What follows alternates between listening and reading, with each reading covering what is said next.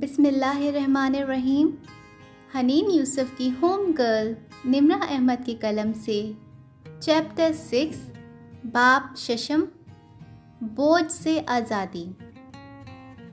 चूँकि मैं हनीन हूँ और मैं आम हूँ, इसलिए मैं आपको इस किताब में ख़ास बातें नहीं बताऊँगी, जैसे कि ख़ास टोटके, मसलन फ़र्श साफ़ करने के 101 तरीके या कपड़ों से दाग उतारने की टिप्स। वो अम्मी का फील्ड है, मेरी नहीं, आपकी अम्मी का फील्ड। इसलिए ऐसी चीज़ें अपनी अम्मी से पूछें। पहले आपको डांट पड़ेगी, फिर ताने कि पहले क्यों नहीं पूछा, और फिर जाके वो कोई काम की बात बताएंगी। मगर मैं आपको वो बताऊंगी जो एक होम गर्ल ही दूसरी को बता सकती है। और हो सकता है कि ये सब आपकी अम्मी की ख्वाहिश के मुताबिक ना हो, क्योंकि हमारी अम्मियाँ पुराने ज़माने की हैं। आउच, सॉरी, फ्लाइंग चप्पल आई है मेरी तरफ। हमारी अम्मियों के ज़माने में चीज़ों पे पैसा लगाया जाता था, चीज़ें संभाल के रखने का शौक़ हुआ करता था।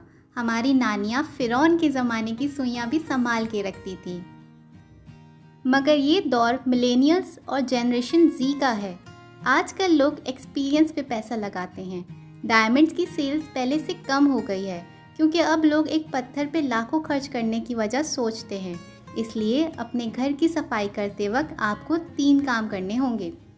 आपको अपने सामान को कचरे, सदके और ज़रूरियात में तकसीम करना होगा। मैंने जब होम गर्ल बनने का फ़ैसला किया तो मैंने सबसे पहले अपने बेडरूम से शुरुआत की। डीकल्टरिंग एक आर्ट है और इस आर्ट को महारत हासिल करके ही आप हकीकी मायनों में होम गर्ल कहलाई जाएंगी। डीकल्टरिंग कहते हैं अपने घर में जमा सामान में से ज़ायद चीज़ों से छुटकारा पाना। ये चीज़ें बोझ हैं। किसी ने क्या खूब कहा है कि हम लोग वो चीज़ें खरीद रहे हैं जिनकी हमें ज़रूरत नहीं, इस पैसे से खरीद रहे हैं जो हमारा नहीं, और उन लोगों को इम्प्रेस करने के लिए खरीद रहे हैं जिनको हम पसंद नहीं करते। हम चीज़ों के बोझ तले दबते जा रहे हैं। आइए इस बोझ से आज़ादी हासिल करने के चंद गुर सीखते हैं। क्या आपको मालूम है कि होम गर्ल बनना एक बाकायदा सब्जेक्ट है जिसे बाहर दुनिया भर की यूनिवर्सिटियों में पढ़ाया जा रहा है, और मर्द औरतें इसमें PhD कर रहे हैं। इसकी बाकायदा डिग्रीज दी जाती हैं और इसके मुकाबले मुनक़द होते हैं। आप समझ रहे होंगे कि मैं मजाक कर रही हूँ।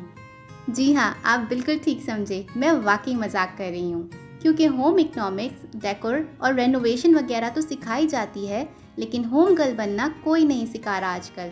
इसलिए मैं आपको इस पहले पहाड़ के बारे में बता रही हूँ जिसे अबूर करके ही आप होम गर्ल बन सकती हैं। आपने चीज़ों को जाने देना सीखना है। आपने अपने हाथों से जमा की हुई चीज़ों को निकालने और ख़ुद से अलग करने का फ़न सीखना है।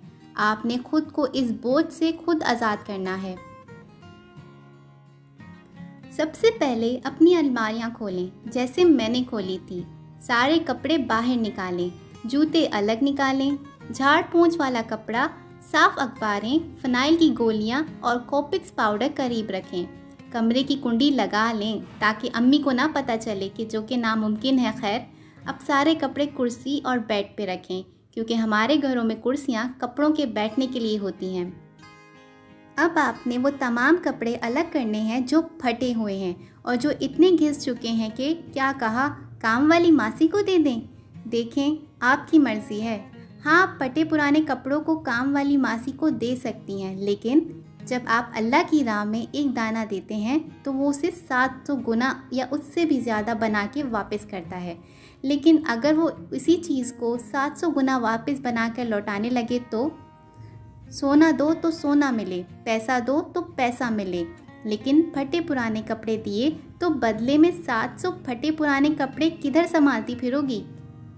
खैर, मुझे क्या मालूम अल्लाह ताला क्या दें, लेकिन मासियों को फटे पुराने कपड़े ना दिया करें।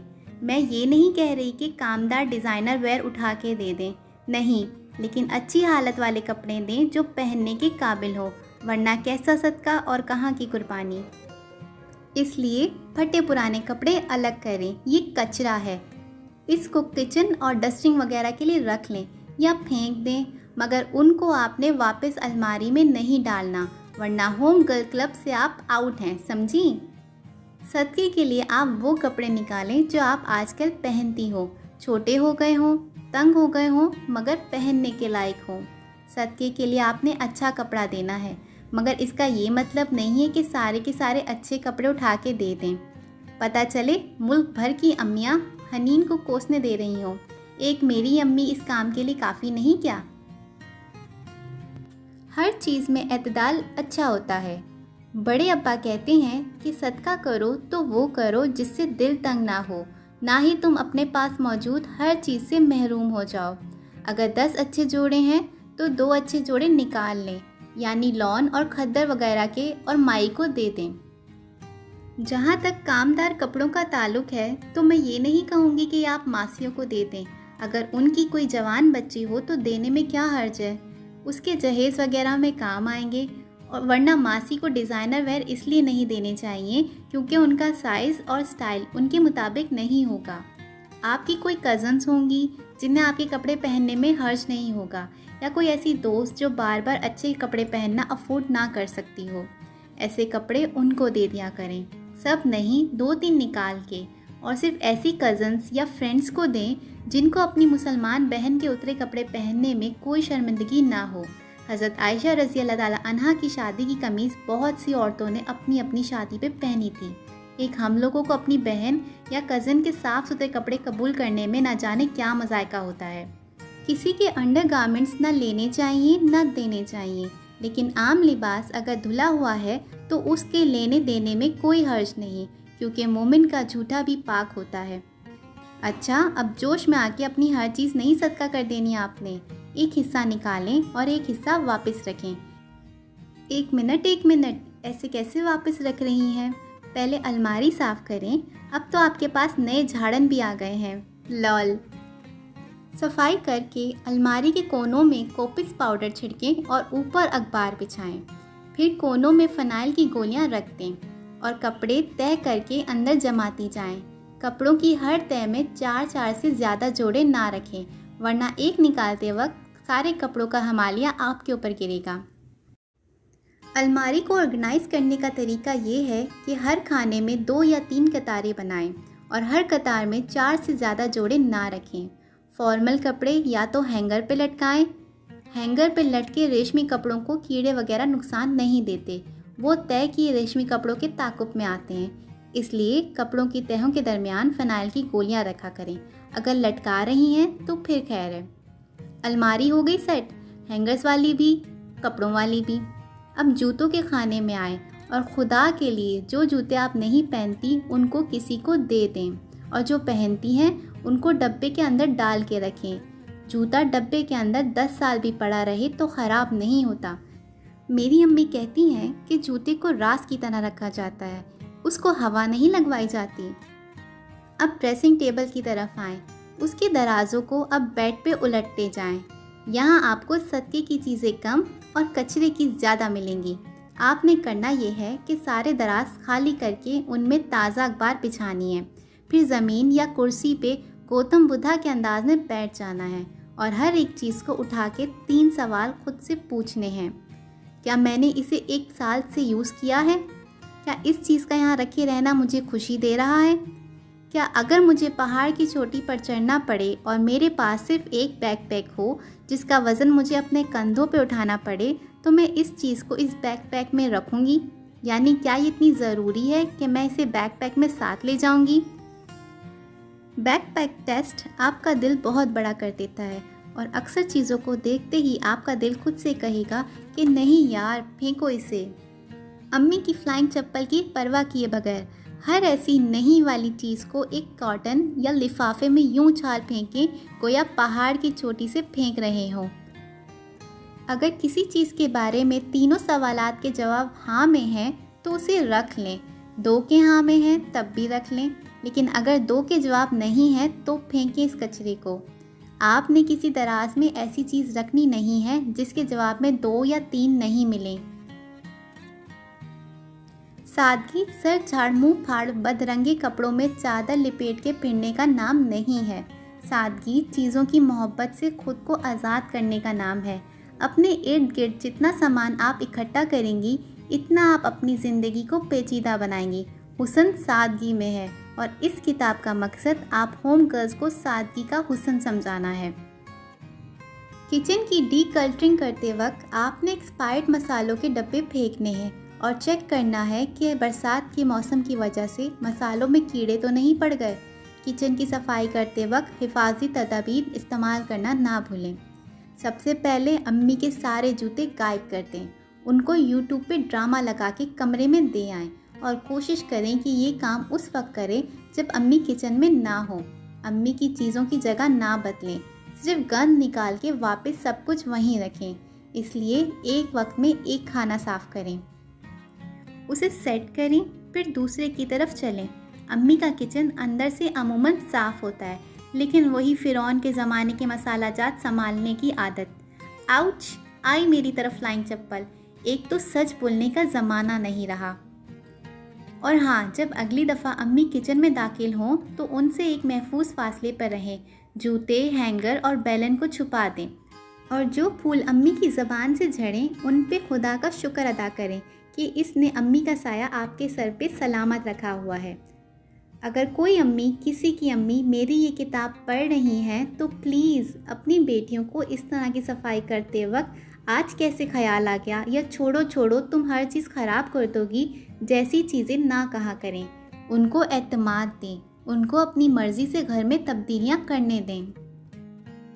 एक तरफ आप ये शिकायत करती हैं कि बेटियां काम में हाथ नहीं बटाती, दूसरी तरफ जब वो अपने घर की मोहब्बत में गिरफ्तार हों और उसको सजाने संवारने निकलें तो आपको परेशानी लाहक हो जाती है।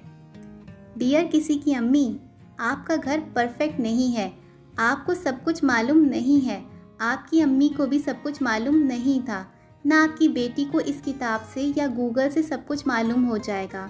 हर औरत को थोड़ा थोड़ा मालूम होता है। खूबसूरत घर वो होते हैं जहाँ सब अपने थोड़े थोड़े को मिला लें और अपने घर को मिल के संवार लें।